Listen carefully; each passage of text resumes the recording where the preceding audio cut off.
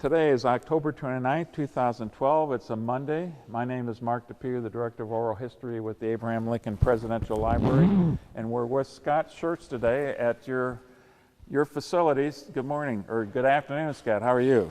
Oh, I'm fine. Okay, I don't want to cover up my microphone here. What we want to do, Scott, is to have you give us a tour of the aircraft that we're standing in front of here. Why don't you tell us the kind of aircraft it is to begin with? Okay, first off, this is an air tractor. This happens to be a 602 model, and it's the largest one of the four that I own and operate.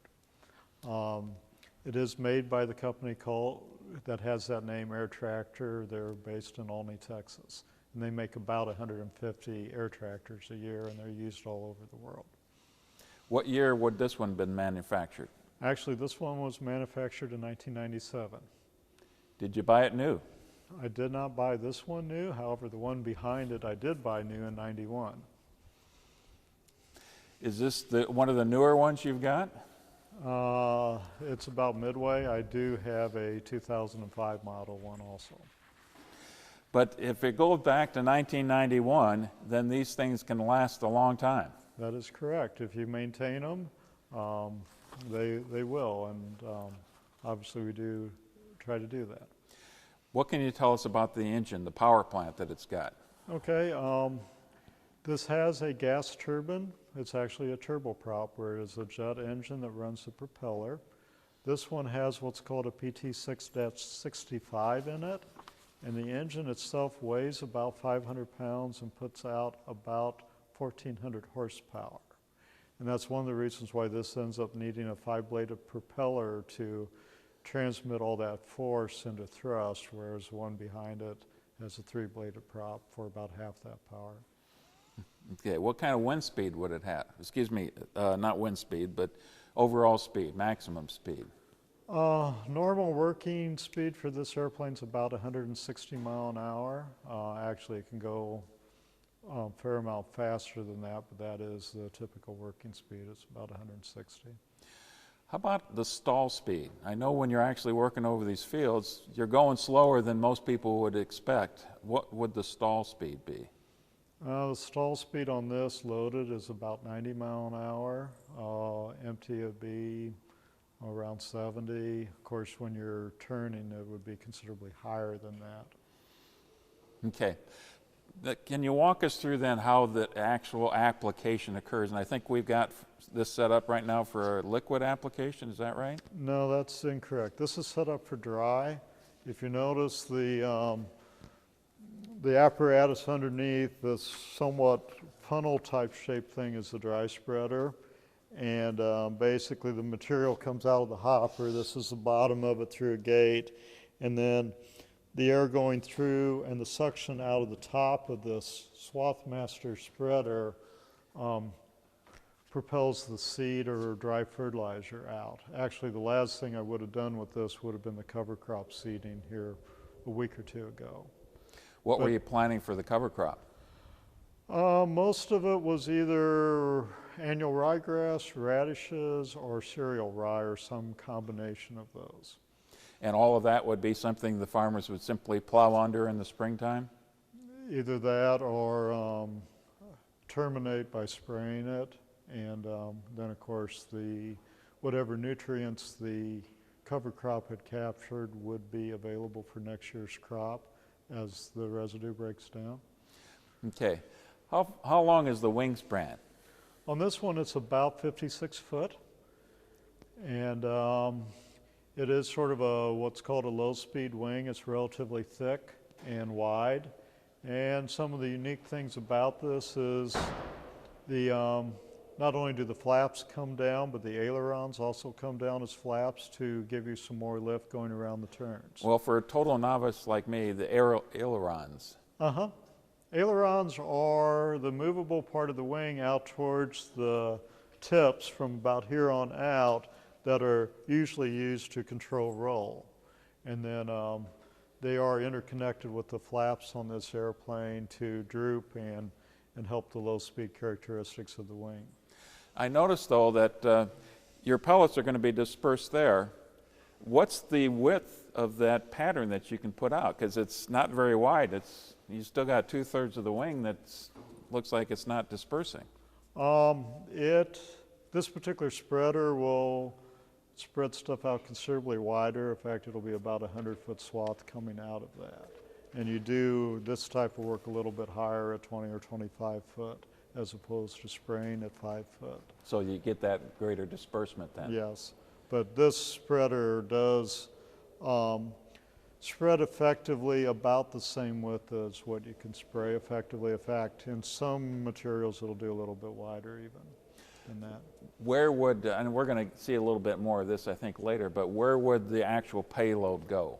The payload is in the center part. It ends up down here, sort of funnel shaped, and then it goes from this seam, which is sort of ahead of that is the engine compartment, and then back to the cockpit. And you can see I think it'll show up as slightly brown area on the top is fiberglass, which is the top of it.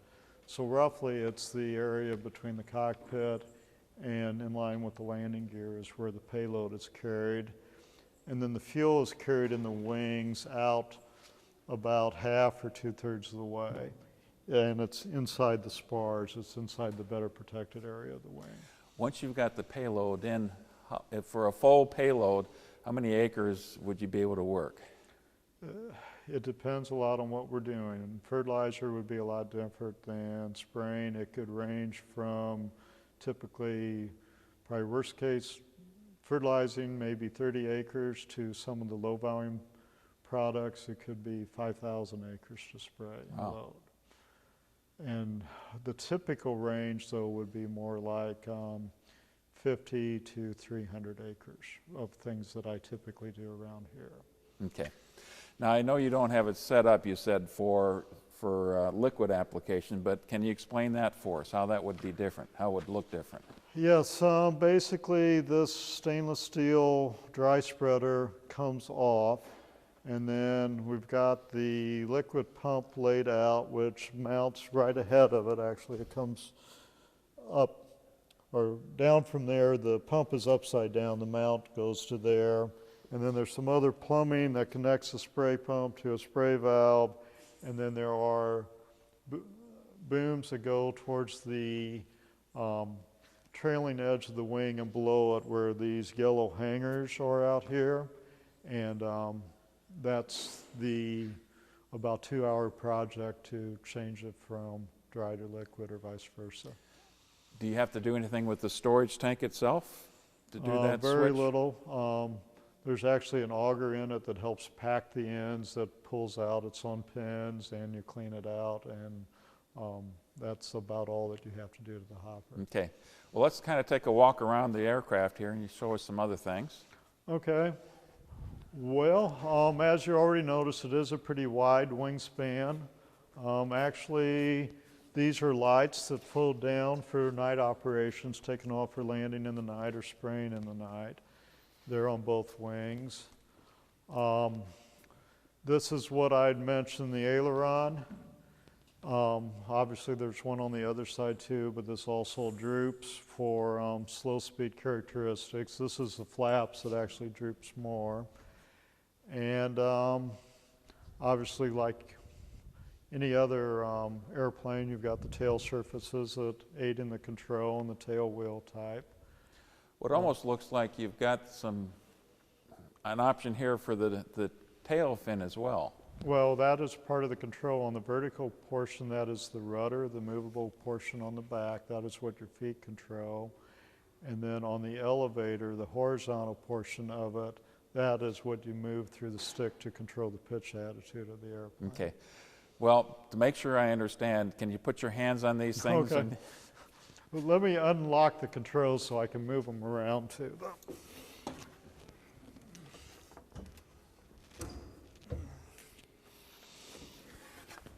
First, as I mentioned, the ailerons. This is what you normally move to roll the airplane.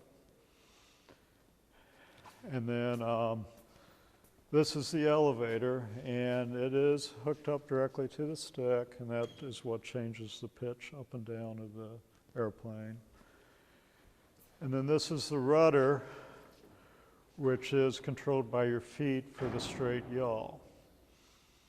And all of these controls have what's called shervels on them that help ease up the amount of force that it takes to operate them. So it's a relatively light stick forces because you're continually moving them. Are they hydraulic? No. No, but they are somewhat powered by the tab setup and what's called the horn areas. If you notice that top part where it's a part that sticks out in front of where it's hinged, that helps reduce the force also. And you've got a similar thing on the elevator. Okay. A stupid question for you. I see that there's a wire between the cockpit and the rudder here. Yes, that is to help protect the tail if you're not quite low enough working underneath a set of power lines to tend to try to bounce a power line up over the tail as opposed to take the tail off. That could be important. Yes, it could be. Okay. Looks like an antenna then as well? Yes, actually there's a couple of antennas there. The longer straight one is for the aircraft comm. Behind it there's a little white sort of teardrop shaped one. That is for one of the GPS systems. And then up ahead on that little pedestal towards the back of the cockpit area is a sort of a cone-shaped one, and that is for the spraying GPS. That's the one we use the most. Okay. Anything else we need to be looking at the outside, or are we ready to Well, look in the cockpit here? That's, I'd say, pretty close to it on the outside. Do you want to get the ladder over here? Yeah, let's. Okay, we've got you in the cockpit. Talk about what we're looking at here. Well, this is my office, basically in the summertime for the most part. You have your basic flight instruments and engine instruments, similar to most any airplane. However, the thing that is really different is the spraying GPS controls.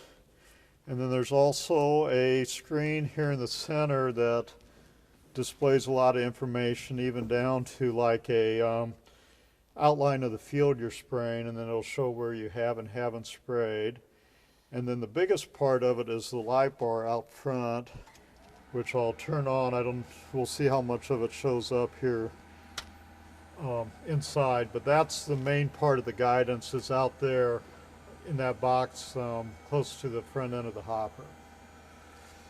So that's what you're looking at, and you can tell where you need to be in the field. That is correct, yes. Can you talk us through what each foot and what each hand is doing then when you're actually working? Okay, well, the feet are on the rudder pedals. Like we talked about earlier, they do control the yaw, and then also on the ground, the tops of them are the brakes. If you're used to a tractor with individual brakes for the different sides, that's what this is like. So you can use the brakes not only to help slow you down, but also steering on the ground. The right hand is controlling basically the row and the pitch of the airplane. Of course, you have to continually do that.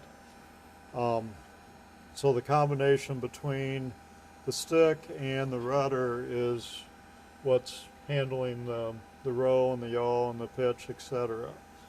The left hand is busy in that you've got your power controls over here. You're controlling the engine, propeller RPM, condition, and actual power output through this. And then the flaps are beside that because you do use those on nearly every turn to help tighten the turn. And then, get the helmet out of the way that was sitting here. You've got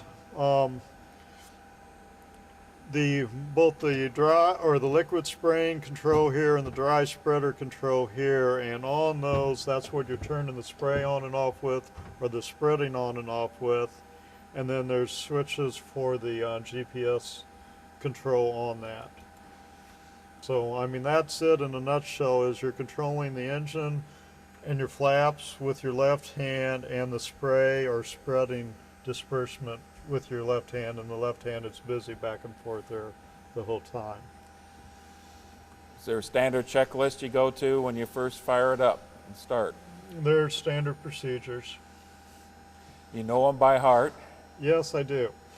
Yes, basically you have to make sure you have good batteries to spool the engine up enough before you introduce the spark and the fuel to it. How long of a runway do you need if you're fully loaded? Half mile. And if you're empty? This you can get off in about 400 or 500 foot if it's empty. Okay, anything else in here we need to know about? Just a couple other things. You do have aviation equipment for communicating with a tower if I'm spraying close to a controlled field. And then also it has a lot of navigation equipment. There's also, with that, a transponder, so if I'm in a radar environment, they can identify who it is. And then also there is a business band radio for communicating back to our trucks or office with it also. Is there a requirement by the FAA for you to get licensed or to get checked up occasionally? Yes. You have to be a commercial pilot for this, and then also you have to be authorized under someone's operating certificate, of which I am a certificate holder for these type of operations. And then also there's a biannual flight review every 2 years with a instructor, and a flight physical every year. Those are the basic requirements. I'm guessing it's a pretty stringent flight physical. It's pretty much a typical physical, yes. I mean, So they're not looking for anything really different or out of the ordinary from what a regular person would get? no. I mean, you have to have the vision, and you have to have, you know, no diabetes, no hernia, the typical types of things. Okay. Thank you very much, Scott. Okay, thank you.